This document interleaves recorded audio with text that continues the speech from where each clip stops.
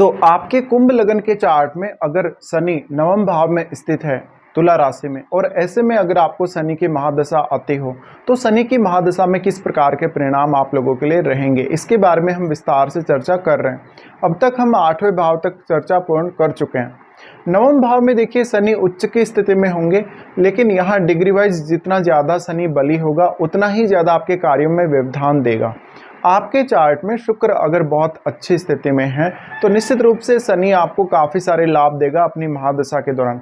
शनि की इस स्थिति की वजह से आप अक्सर लंबी दूरी की यात्राओं से फ़ायदा उठाएंगे हमेशा ही। इवन आपको किसी दूसरे राज्य में सेटल होने के लिए या विदेश में सेटल होने के लिए एक अच्छी सफलता यहाँ शनि दे सकते हैं। इसके अलावा अगर यहाँ शनि वक्री स्थिति में हो तो बहुत ही बेहतर रहेगा आप लोगों के लिए। शनि का नवम भाव में जाना यह दिखाता है कि जातक धर्म और आध्यात्म के प्रति भी काफ़ी ज़्यादा सक्रिय रहेगा।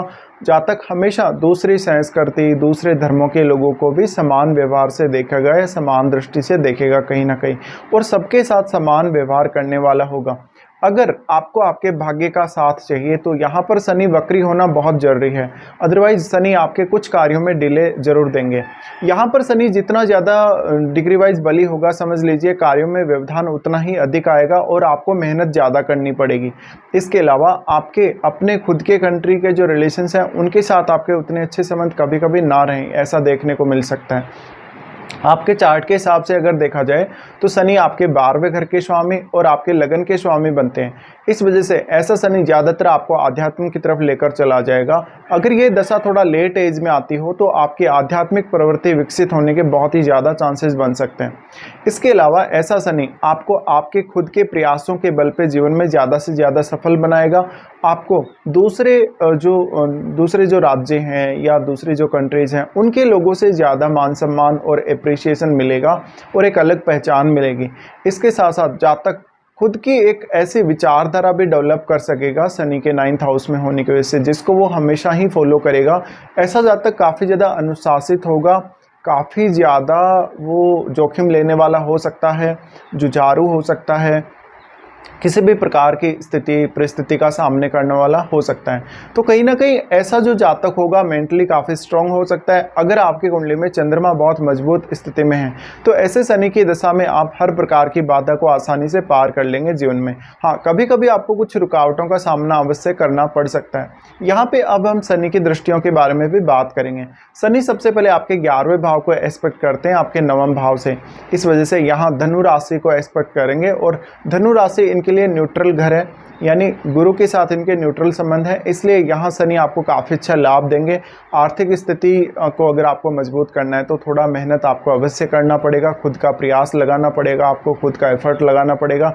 लेकिन निश्चित रूप से अगर आप ईमानदारी से काम करेंगे तो आप समय के साथ साथ ज़्यादा लाभ प्राप्त कर सकेंगे और धनी बन सकेंगे।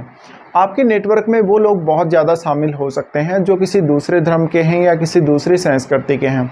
इसके साथ साथ शनि की ये स्थिति दिखाती है कि आप अपने नेटवर्क वालों के साथ कभी भी बुरा व्यवहार नहीं करेंगे, आप उनको इवन बहुत ज़्यादा सपोर्ट भी करेंगे।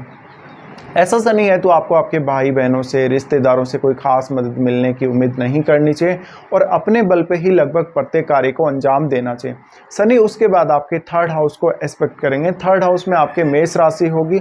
यहाँ मेष राशि होते हुए शनि उतने अच्छे परिणाम देने के लिए नहीं जाने जाएंगे। अगर आपका मंगल अच्छी स्थिति में है चार्ट में तो आपको आपके खुद के प्रयास का फ़ायदा ज़्यादा से ज़्यादा मिल सकेगा। अगर कोई क्रूर ग्रह आपके 3rd हाउस में बैठा है तो ऐसा शनि आपको काफ़ी ज़्यादा मतभेद करवाएगा आपके परिवार के सदस्यों से, भाई बहनों से या रिश्तेदारों से। इसके अलावा ऐसा शनि आपको थोड़ा जोखिम लेने के लिए प्रेरित कर सकता है कभी कभी, लेकिन आप बहुत ही ज़्यादा सही तरीके से या पॉजिटिव दृष्टिकोण के साथ अगर आगे बढ़ेंगे तो लगभग हर काम में आप सफलता प्राप्त कर लेंगे। लेकिन यहाँ आपके एफर्ट्स की, आपके प्रयासों का जो कहीं ना कहीं महत्व है वो बहुत ज़्यादा है। शनि का 3rd हाउस को देखना आपको काफ़ी सारे शॉर्ट ट्रेवल भी देगा और काम करने के लिए आपको काफ़ी अच्छी स्थिति देगा, मोटिवेशन देगा और आपको काफ़ी पॉजिटिव भी फील करवाएगा। लेकिन निश्चित रूप से यहाँ पर आपको खुद के ऊपर डिपेंडेंट ज़्यादा रहना चाहिए, बल्कि किसी दूसरे व्यक्ति पर आप डिपेंडेंट रहेंगे तो आपके काम में व्यवधान आ सकता है। शनि का 3rd हाउस को देखना आपको मानसिक रूप से काफ़ी मजबूत बनाता है, जोखिम लेने की प्रवृत्ति आप में विकसित करता है और जीवन में किसी भी प्रकार की आपको बाधा आ जाए, उस बाधा को आप अपने अकेले के दम पे दूर करने में सक्षम रहेंगे। उसके बाद शनि आपके सबसे इम्पोर्टेंट हाउस, आपके 6th हाउस को एस्पेक्ट करेंगे। 6th हाउस को एस्पेक्ट करने की वजह से आपके कार्यस्थल पर आने वाली सभी बाधाओं को ऐसा शनि दूर करेगा। अगर आप कोई लीगल मैटर में फंसे हैं, कोई लीगल इशू आपके ऊपर आ गया है या कोई ऐसी कार्यवाही आपके ऊपर हो गई है, तो उन मामलों में शनि आपको ज़्यादा से ज़्यादा सपोर्ट करेंगे। इसके साथ साथ आप अपनी हेल्थ का बहुत ज़्यादा ध्यान रखने वाले होंगे। शायद ही आप बहुत कम समय तक किसी एक स्थान पर टिकेंगे। कहीं ना कहीं आपको यात्राएं करते रहना पड़ेगा, बार बार इधर उधर जाना, और आपकी जिज्ञासु प्रवृत्ति भी बहुत ज़्यादा विकसित होगी शनि की दशा के दौरान। अब इसमें एज का फैक्टर भी बहुत बड़ा होता है। जब भी इतनी लंबी अगर महादशा हो तो उसमें एज के हिसाब से भी काफ़ी ज़्यादा फर्क पड़ जाता है। अब शनि का 6th हाउस को देखना कहीं ना कहीं आपको शत्रुओं से लड़ने में हमेशा मदद करेगा। जीवन में किसी भी प्रकार को कंपटीशन को फेस करने में आपकी मदद करेगा और आपको सभी प्रकार के आने वाली बाधाओं के लिए पहले ही तैयार कर देगा। तो ऐसे में थोड़ा सा रिस्क उठा के या जोखिम उठा के भी आप किसी भी समस्या को दूर कर सकेंगे और आप बहुत जल्दी अपनी समस्याओं को पहचान सकेंगे समय से पहले ही। इसके साथ साथ ऐसा शनि आपको कार्यस्थल पर कभी कभी अनबन दे सकता है आपके जो कलीग्स हैं, आपके जो बॉस हैं, उनके साथ। अब यहाँ पे एज का बहुत बड़ा रोल हो जाता है।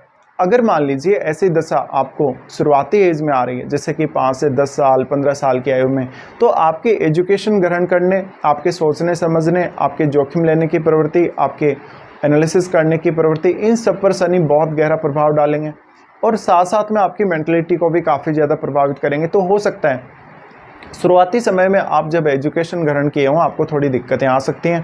परिवार का या माता का सुख भी आपको प्रॉपर नहीं मिला होगा। ज़्यादातर या तो आपकी फैमिली आपको साथ लेकर कहीं दूर रही होगी, किसी दूसरे स्टेट में रही होगी, या विदेश यात्रा आप लोगों ने की होगी फैमिली के साथ।